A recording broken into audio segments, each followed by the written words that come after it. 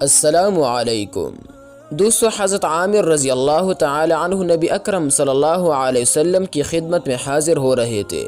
ایک درخت پر انہوں نے گھونسلہ دیکھا جس میں چھوٹے چھوٹے بچے تھے۔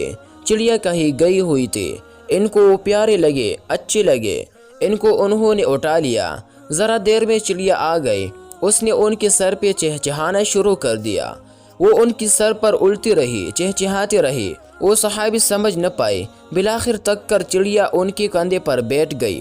انہوں نے اس کو بھی پکڑ لیا، نبی صلی اللہ علیہ وسلم کی خدمت میں آ کر پیش کیا۔ اے اللہ کے نبی صلی اللہ علیہ وسلم، یہ بچے کتنے پیارے اور خوبصورت ہے، اور واقعہ بھی سارا سنایا۔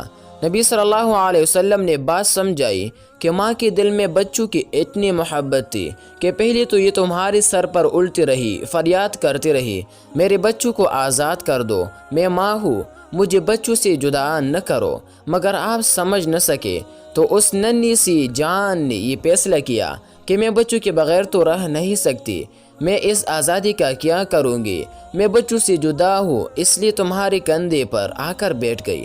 اگرچہ میں قید ہو جاؤں گی مگر بچوں کے ساتھ تو رہوں گی۔ نبی اکرم صلی اللہ علیہ وسلم نے فرمایا کہ ان کو واپس چھوڑاؤ۔ جب دوستو پرندے کو اپنے بچے سے اس قدر محبت ہو تو پھر خدا پاک کو اپنے بندے سے کس قدر محبت ہوں گی۔ ابو داؤد کتاب الجنائز۔